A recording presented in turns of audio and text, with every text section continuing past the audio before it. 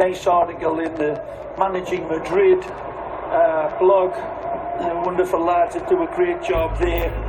And worth reading about that man there. Karim Benzema needs to rest, and the numbers reveal why. Times ended up almost looking like a 6-3-1. Some very good writing about that on the Managing Madrid website. First-rate podcast as well. Of course, Fede Valverde was a huge part of the equation.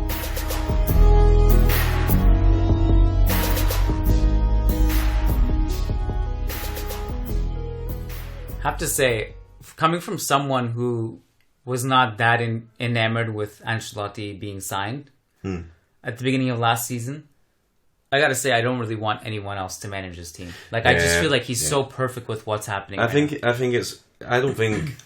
well, we'll see. But I don't think Ancelotti gets sacked this time from Real Madrid. I think he walks away at the end of this season or next season. But do you think he does? Because to me, the only way for him to leave is to sack him, because he's not going to leave on his own volition. Nah, he's hinted that this is his last rodeo. This is Real Madrid. Real Madrid, yes, but not this season. No. But like Real Madrid, yes. So but he also said basically if he has the choice, like he's going to be a Real Madrid coach unless he gets sacked. I think. I don't know. I think the way he was suggesting, I'm doing Real Madrid and I'm out.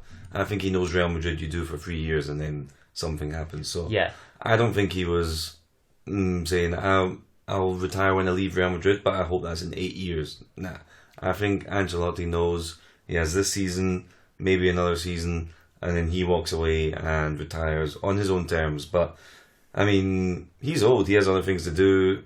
He has a family. I think he has like 12 grandchildren. Like. Beautiful home in Canada. He named them all once in the press conference and was struggling to get the last ones. He's a family man. He's at a certain point.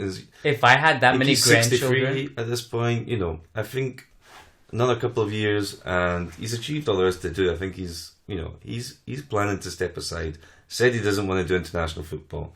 We're getting off topic here a little bit, but I think you've got Ancelotti for like this year, next year, maybe one more, but I don't think for that long. He's old. If I had that many grandchildren, I wouldn't even dare try to list them in public on TV. Yeah, imagine if you forgot a couple and that grandchild is never going to be. He started, and then I think his face sort of, what have I started here? Because this is live and I need to finish. He did. Well, I think he did. Well, as much as I love him right now, and I've loved managers in the past, it is true that, generally speaking, and this is proven in sports. As recently as February, not many Real Madrid fans loved him. No, and myself included. I mean, I loved him as a human. But loved the fact that he was their manager in February of 2022. Yeah, and especially after the Clásico, where I really felt like flipping tables. I mean, I'm not a reactionary person, really, but that was as bad as worried I got for Real Madrid and his philosophy in that moment. But... yeah, but now I certainly have a 180 on him. But I will say, I feel like it's been proven in sports, like if you go back to our history, a 3-year shelf life is about, even if you're doing really well, after 3 years you kind of need a change. Things get stale. So I could see it. Yeah, that's my point basically, is that I think Ancelotti knows that. So when he talks about after Real Madrid it's over, I think he knows the life expectancy of the Real Madrid coaching jobs. Were you surprised that Hazard didn't get any minutes today? Yeah, maybe a little bit. Not that Ancelotti already kind of hinted that he wouldn't start this one. But yeah, I would have maybe expected him off the bench just for continuity. But yeah, maybe the fact that it's 0-0, it's not really working. If there was a reason for not starting Hazard in minute 1, that same reason maybe applied in minute 80, and then by the time the goals come, maybe you bring on Hazard just to keep him, because he might start the derby. Maybe you give him some minutes to keep him fresh. But the goals came so late that you don't really have that sort of bonus time to give those minutes out as gifts. So not the most surprised. Were you? No, I think the Celtic thing was a little bit situational for him, in that when he came on, the game state really suited him. And obviously he struggled against Mallorca. I think my assessment of him also was that against Mallorca, again, it was the game state. Mallorca defended much better than Celtic. They weren't nearly as aggressive going forward. They didn't leave as much space behind the lines. They also weren't chasing the game when Hazard was on the field. It was a draw. Yeah. So they didn't have much incentive. And he struggled in that environment, finding space and linking up with others. The way Benzema would in that situation, obviously Benzema was on a different level with that. And today, I think Ancelotti just wanted a right winger to come in, right? Because Asensio came in for... Who he came in? Camavinga. Right, Camavinga. So then Fede moved to the Fede moved to the middle. That changed things a little bit, and that was like 65 minutes, and then there was no other sub really until it all kind of worked. That was the only change really. It was almost the Camavinga sub, but by taking Camavinga off, which I guess we can get into. Yeah, there were some interesting quotes on that too about Camavinga as a starter versus as a backup. But when you have Camavinga already on as a starter and then you bring in Asensio with motivation after all the kind of drama that's happened the last few days, he threw a bib, kicked a water bottle, and it seemed as like the ultimate crime of the century, which also just shows you how well things are going for Real Madrid right now. If this is the biggest story, if that's the controversy of the week, that Asensio kicked the water bottle because Lucas Vasquez got injured and it meant he couldn't get subbed on, then that's okay. But Asensio definitely came on with motivation. He was plugged in, involved, running a lot, had that chance where kind of tried the chip, really just didn't work, but then obviously scored his goal. But apart from that, he came in and added energy that Camavinga would have done in a different way, but off the bench. And that's the thing, it's not just Camavinga who comes on or Rodrigo who comes on and brings energy. It's if these guys are starting, the guys that they're kicking out the starting lineup can also do that role. Maybe not as well, but they can also do that. I agree. Yeah, and the Asensio water bottle thing, was it a water bottle? Cooler? He threw his... I only saw the kick, I don't remember, I didn't see the throw. He threw his training bib because, basically he was, I think Ancelotti had promised him he was going to go on for the final minutes against Mallorca, and then Lucas Vasquez got injured, and I think there was still one more sub, I think, but it was more about we need to use this window right now to put on Carvajal, and I think they were up 2-1 at that point too. Yeah, it wasn't the kind of game where like you can do these minutes that Ancelotti likes to do, the last 10 minutes, gifting minutes when it's already you're up by a few goals. They couldn't afford to do that, so that was tough luck in Asensio. But well, Ancelotti's perfect at this. I don't think if he hadn't thrown the bib, kicked the thing, I don't know if Asensio comes on when he comes on today, but I think Ancelotti is the perfect coach for noticing these situations, these things that are simmering, and let's just throw cold water and cut this out now. I put him on, he gets half an hour, and that's it. It's not an issue in the press. They're not going to keep asking me when's Asensio going to play. I'm just going to tackle this straight on and play him right now. Well, I was sympathetic with Asensio's frustration because I know what it's like to play football at an unbelievably amateur level, mind you, but I know what it's like to just be pissed off if you don't go in the field for whatever reason. I also don't even know, I didn't really see Asensio's gesture as necessarily even an anger towards somebody. More frustration in the moment that I really wanted to play. The situation that Lucas Vasquez got injured and it kind of ruined his plan for getting 10 minutes of action. Yeah. Normal. There's, of course, every single person would agree that's frustrating. The only difference is that he showed it in a slightly visible way. Yeah. That's not really an issue. Yeah. Also, the fact that you mentioned that's the polemica. Growing up in the era of Gravison and Robinho punching each other in training, or Cassano eating croissants and hiring prostitutes, and that was the news. This is totally much tamer. Yeah. Real Madrid's always going to be under a microscope, and they're really having to move that microscope around to find some crumbs. And this is all that's. This is the best. This is the biggest juice they got. And Ancelotti even just let's give him half an hour, cut it, and he gets a goal. And that was one of my talking points on the 3 answers, 3 questions thing was Asensio Gate is over. That's it. Let's move on. Yeah. So going back to what you said about Camavinga, and because like you said, there are interesting quotes about that. But I wanted to mention a couple things. One is that at halftime, there were whistles throughout the first half. one in particular, I think when Nkunku newly scores through a cutback from Warner, I think it was. I get a lot of these things fuzzy at the stadium because I don't have replays and also no commentary. So a lot of it is just guesswork or asking journalists who also are asking you what happened. So I don't know. So I could be getting some of these stuff wrong. But I think it was an Nkunku chance. And the Bernabeu starts whistling at that point. Also, at halftime on Twitter, there was a lot of vitriol, team is trash and all this. And I gotta say, I really didn't see it that way. I didn't think they were good, mind you. I'm not saying like it was a world-class performance, but I didn't think it was like you would think that they're on the brink of elimination down 5-0 in the Champions League or something. But it's like, yeah, it was 0-0. And we all know the team starts coming alive in like minute 75. But also look at the team. Look at the starting like there were rotations, you know. Some of them forced, obviously Benzema and Militao, but you know it was like 6 or 7, I'd say, of the starting 11 was the best starting 11. Sure. This was rotation, and this is another thing I wrote about. Is it was like an experiment a little bit. You know, Ancelotti wants to win the game, of course, but it's a little bit of an experiment. Give some minutes to other players, rest some players. The derby's coming up. Try some new things out. Tchouaméni and Camavinga, they've not played much together. Let's see how that goes. Things like this. Let's adjust the back line again. Alaba at left back with Rudiger in the team. Let's see how this goes.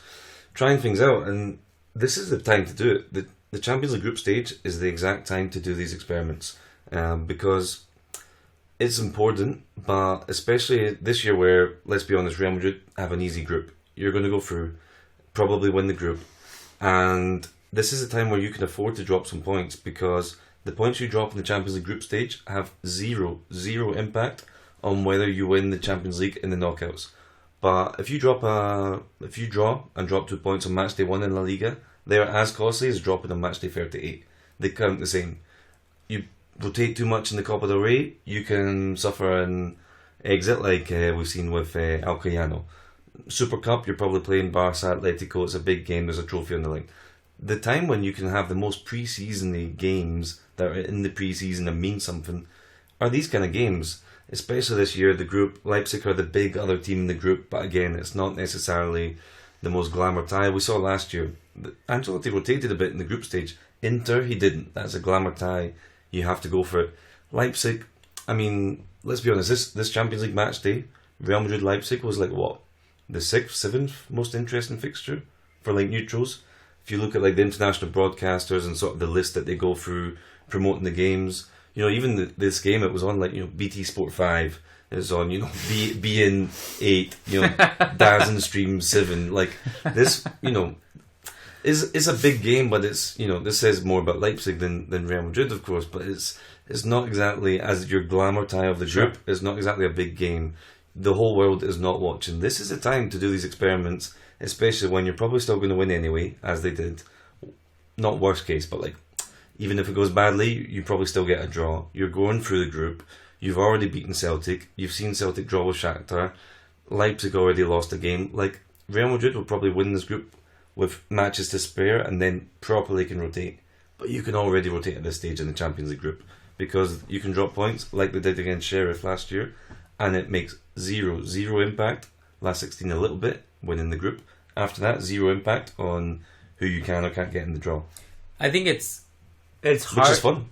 Yeah, I mean, I think it's hard to shake fans out of that in the moment. Yeah. Because I really, truly do believe that it doesn't matter. Like, whether you want to bring up Sheriff last year or the one I point to a lot, and there's been more examples, but the one I remember right now is that year we won the Champions League. I don't know if it was against Liverpool or Juve. I can't remember. I think it was Liverpool. We had Tottenham in the group stages. And Tottenham absolutely annihilated us at their home stadium. I don't know if were they at the new one or not by then. But it was not even close. The other one I remember was PSG also annihilated us 3-0, I think it was. And so in two different group stages away to PSG and Tottenham, both, I think we won the Champions League. We were destroyed to a point where it's like, okay, this team needs to be broken up. This team doesn't have what it takes. We got tactically outclassed. They were better. They were hungrier. They were stronger. They were better than us in everything. Tactics, physicality, talent, everything. And it didn't matter. It still didn't matter. And so I do think it's important to have that perspective, because it's true. It's absolutely true that it doesn't matter. It's the perfect time. Honestly, I believe it's the most perfect time to rotate and experiment things at that stage in the season, because, yeah, like I said, all the other tournaments, you lose or draw in that tournament and the consequences are more permanent than the Champions League group stage when you're a team like Real Madrid. So. Yeah. So what I did think at halftime, what I did note was that there were actually like some cool individual things happening, which I think we've already talked about. One thing I noticed that, like, I thought Modric was unbelievable today. Yeah. I thought, like, there were moments where Real Madrid's press was really bad, it was disjointed, but he single-handedly, through an insane interception or just knowing how to cover shadow. I wrote about this on his birthday, was the last week. So good. And also, Tchouaméni slide tackles are pretty crazy. Yeah, there was one in the first half that was... Yeah, the Bernabeu just rose to their feet. And also, I thought Camavinga was under the microscope and scrutinized, but I actually thought his movement was really good in this game. He's always available between the lines to hit with a pass. He works hard. Yeah, obviously, like, that shot he skied was terrible. Yeah. Those are really tough to hit first time, because you're always, like, kind of arching back as you hit it, and it's coming across you, and you basically always get your laces above it, so you either have to take a touch or do what Asensio did, which was just score a banger. Actually quite, well, not simple, but like the way the ball came at him was similar to the Asensio one, where it's skipping and maybe we'll talk about this, but the pitch was terrible, to be honest. Like, you've been here, like, when did you get here, this morning or yesterday? I got here Tuesday morning. Yeah, it's kind of rained on, off, like, you know, I've been like all of today, like I've had the washing out there drying, and then it's rained and brought it back in, then back out, and it's been raining, it's been thunderstorms, it's been wind. It's been a crazy kind of day, and the pitch just looked like, considering how good and pristine the pitches always look at the Bernabeu or even the year at Valdebebas. Yeah, it was pretty terrible. And Courtois complained about it afterwards, like that it doesn't help Real Madrid's style of play. And you see the pass to Camavinga is bouncing along, and even the one close to Asensio, it's coming all over the pitch, and that Asensio can easily hit that and Rosed if the pitch just skips a little bit different. And that's why, upon the replay, I was even more impressed with the Asensio goal, because it's literally bouncing as it comes to him. It could have gone in any direction. And poor guy, probably, if he skied it, the Bernabeu would have destroyed him. Like, just booed the hell out of him. Yeah. He had, like... Okay, well, maybe we'll just wait for Asensio for a second. But the pitch thing, we know why, right? Because it's had to do with... I mean, I guess it's the weather, but, you know... It does rain sometimes. Well, apparently when it arrived, because remember they installed it before the Betis game, but it was damaged by the sun before it was even installed. This was the thing. The first couple of games looked really good. Like, and then I don't know what happened. Like, since this is only the second game at home. Third. Betis, Mallorca, and Betis, Mallorca. First two it looked fine. In between Mallorca and today, like, I mean, so this one you were there, and and I watched it on TV, and then on Sunday I was there in person, but obviously I watched a lot of the highlights and stuff again on TV, and the pitch that was there on Mallorca and the one tonight looked just different. I don't know what happened in these few days apart from some rain, or I don't know what I believe, what happened, because there's 18 days from now until the next home game. Yeah, next home game's October 2nd. So there's no excuse for that there's one. Time, yeah. They gotta figure. There's no excuse. This is. And the next one's Osasuna. If you leave it in that state, Osasuna, like, this is our home pitch. Like, we play on mud. Like, so. I would also like to leave a review for the Bernabeu tonight. Updated review, because I always. Like in the podcast or on, like, TripAdvisor, like, you're just... Like, I guess I'll just put it on... You're on Foursquare, like, leaving the Bernabeu review every time. Is that an option? I don't know. Probably. On Yelp, I can rate the Bernabeu. Yeah, you might be the only one doing it, but... Well... Then it'll be easy to find. Everyone knows that I always have I love the job. Don't like to complain, and I never do, but I always have trouble with two things. One is the temperature and the Wi-Fi. I don't know which you struggle with more, actually, if we had to vote. Both. If you could permanently fix it. It's like asking me if I'd rather have my arm or my leg. Cut which one off. I need both of them. Like, because the Wi-Fi, for the longest time, everyone in press row, no one can write anything. The Wi-Fi doesn't work, and no one can use their hotspot because the data doesn't work. Because all the people at the Bernabeu, they soak up the data. And then the temperatures, it's always freezing, and the heater doesn't work. But today, both were fantastic. Mm-hmm. It was not too cold. Mm-hmm. I mean, it wasn't cold at all. Yeah. It's Madrid in September. Yeah. But it did get a little bit chilly later, but I had a nice sweater. It kept me going. And the Wi-Fi, apart from like a couple moments here and there, held up fine as well. Yeah. So thank you to whoever's in charge of that. Oh, right. So one of the things I noted at halftime, it was the two right backs. The guy I'm going to call Siakam again, Simakan.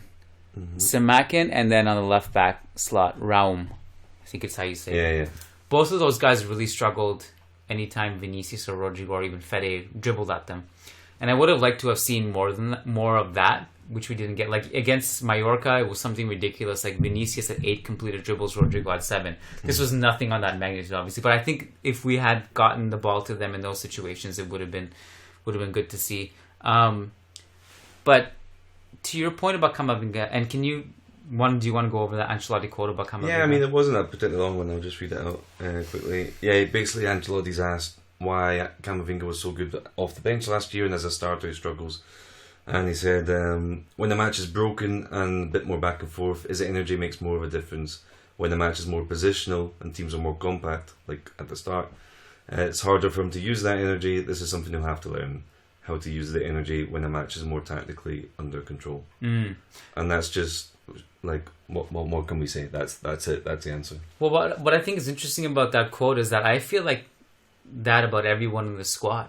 Like, it just seems like the bench seems to benefit a lot more. Like Rodrigo's another example. Like off the bench, maybe not quite as big a contrast as Camavinga, but off the bench, Rodrigo's had better, more memorable performances than ones he's started. And it would be the same for anyone. Imagine Vinicius doesn't start, comes off the bench for the last half hour when the match is broken. It would be bedlam. It would be chaos.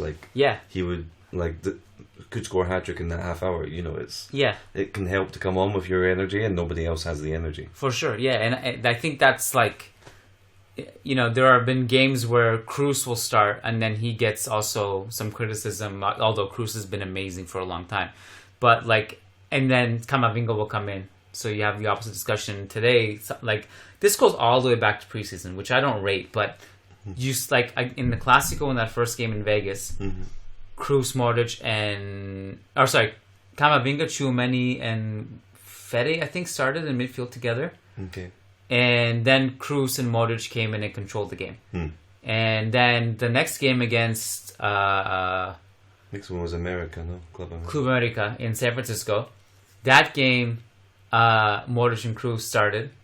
And then Camavinga and Tchouaméni completely changed the game with their just their motor and energy. Yeah. And it just seems like whoever comes in off the bench is going to benefit more than the starters in a lot of ways, because the game state is completely different than it is to start the game. So I thought that was an interesting thing for me, because when I saw that quote, I was like, yeah, but I feel like, to be fair to Camavinga, I don't even think that was that bad today. But I think anyone who comes off the bench will be beneficial for them.